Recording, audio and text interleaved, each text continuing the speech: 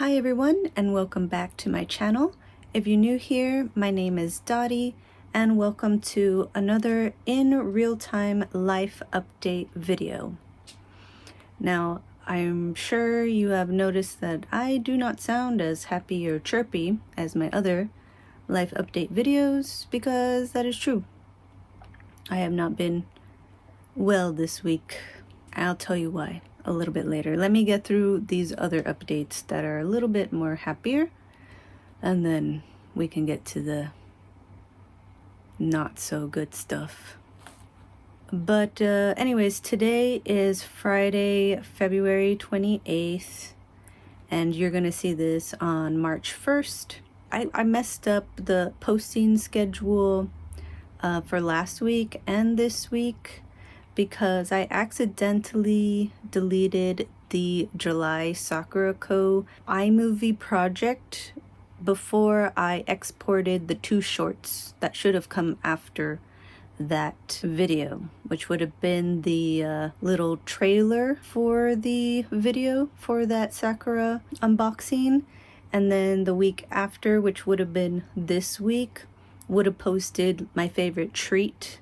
So those 2 would have been shorts, but like I said, I accidentally deleted the iMovie project before I exported those 2 shorts. So oops. Oh well. Last week I did post on my community tab on my YouTube channel. I did that because I was just exhausted last week. And the week before, I had to stay home and take care of the animals while my family went to Idaho. I was supposed to go with them, but something unforeseen happened, and so I had to stay here. So during that time frame, my job title changed from project manager to business intelligence and analytics manager. So I'm really happy about that. And boy, is that title causing me a lot of stress this week, and will continue to do so next week because my supervisor is out on vacation. So I am in charge of everything, and I was very sorry, that it was Odie. He like snapped at peanut butter. I don't know why. Odie is getting older and he's getting more grumpier and just cannot tolerate anything anymore. So that's that for the job update. The next vlog I am working on is still the Corp Life vlog. However, I have renamed that playlist to Office Diaries, and I renamed some of my playlists to something else, a little bit, I don't know, better than just a generic whatever it is vlog. So you'll see that if you see my playlists. I can't think of any more updates, so I'll just get to the one I was saying was really bad. This is hard to tell you. If you've been following along, then you would know that I have 6 pets to my name, and on Tuesday that number went from 6 to 5. My senior cat Leo, this was his 16th year with us, and he would have been 16 years old had he made it to his birthday this year. So Leo was 15 years old, and he had a lot of problems. First starting with the diabetes in 2020, right when the lockdown happened, and everything changed, and that was very stressful and overwhelming to find out that your cat has diabetes during this awful time. And I was able to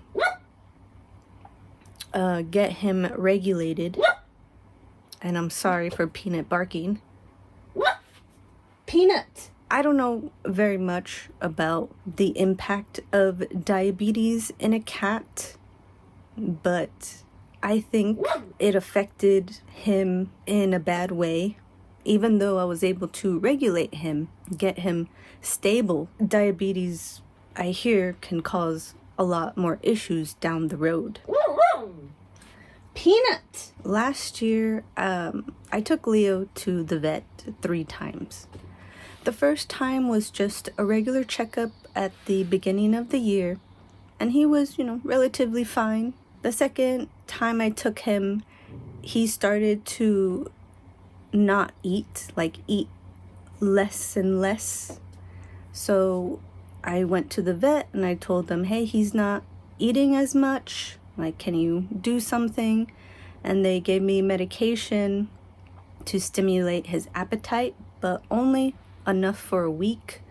I don't know if there is anything that they could have given him for longer term, but he did eat during that week on medication.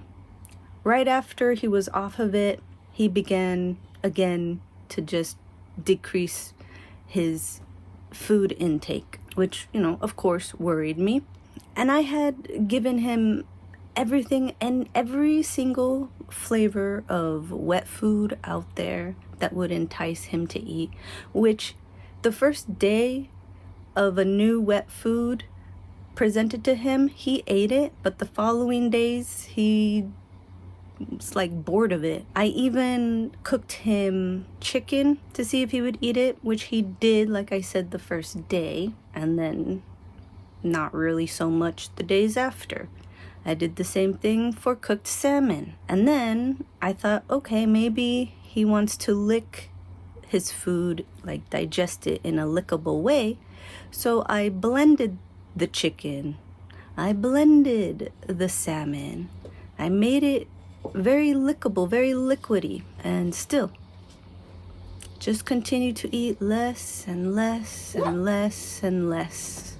Because he wasn't eating enough, he was getting skinnier and skinnier and skinnier and skinnier. And then he started peeing blood. So I took him back to the vet for a 3rd time and said, hey, now he's peeing blood. And they took a look at him and said that his bladder wall was inflamed and that he needed to be on this prescription food for the remainder of his life. So I bought the prescription food. I offered it to him in both dry format and wet format, and still he did not eat it, or he ate very little of it. So even though the answer to his bladder problem was in this prescription food, he did not eat it. So he continued to pee blood. He continued to eat less and less. He continued to get skinnier. He would not allow me to take his blood glucose levels for many months, so I don't know what his blood glucose levels were reading at, but prior to that not being able to, he was hitting low numbers below normal. 60s, 50s, 40s, 30s, very dangerous levels. And I tried giving him some safe corn syrup or whatever it is to try to raise his glucose level. Didn't want to eat it. And because he wasn't eating food, his glucose wasn't raising. So I can only imagine that his levels were very, very low. And if your levels are very low or very high, then, that's going to affect your body in some way. So anyways, I thought I was going to lose him in 2024, but he survived to 2025. But it was just really bad. Like I said, he continued to eat less and less. Some days he didn't eat at all. He started to throw up foam, like nothing is in his stomach, throw up the food that he tried to eat. And it became very, very difficult to watch him disintegrate, basically. And he was also crying. He was crying a lot. He was meowing a lot. I don't know why he was meowing. Maybe he was in pain, but his meows, they also got to me. It was eating me up inside. And I didn't want to wake up one day and he, had passed, or he could no longer get up. He's getting weaker. It was too long already in my mind. Like, soon he needed to rest now. So when my family came back this past weekend, I talked to my mom about it, and we agreed that the best thing for Leo was to put him to sleep, because he wasn't getting better and he would only continue to get worse. So we made an appointment this past Tuesday in the evening to take him and put him to rest. I said my goodbyes to Leo, as did my mom, my grandma, my aunt, my uncles. I even called my brother to do a video call so he could say bye to Leo, because my brother was the one who found Leo on the street when he was a kitten, so he originally belonged to my brother. And my fiance also said bye to Leo via video call. So everyone got to say bye, and when we were at the vet, it seemed like Leo knew why he was there, and he was calm and he was relaxed. He watched the technician inject him with the sedative, and then shortly after, he was injected with what would put him to sleep.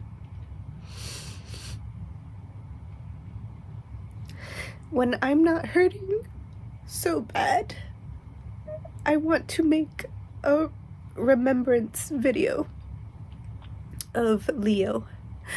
So I don't know when that would come out. I don't know, but I want to make it. So yeah, so that's the update. And this isn't my first rodeo when it comes to losing a pet. My family has had pets my whole entire life, and we have lost so many. And it doesn't matter how many times your heart gets broken by your pet, it never gets any easier when you lose them. So be sure, if you have pets, be sure to give them love, to kiss them and hug them and tell them you love them and spend time with them, because one day they will not be there. Anyways, that's it for this video. Thank you so much for watching, and take care.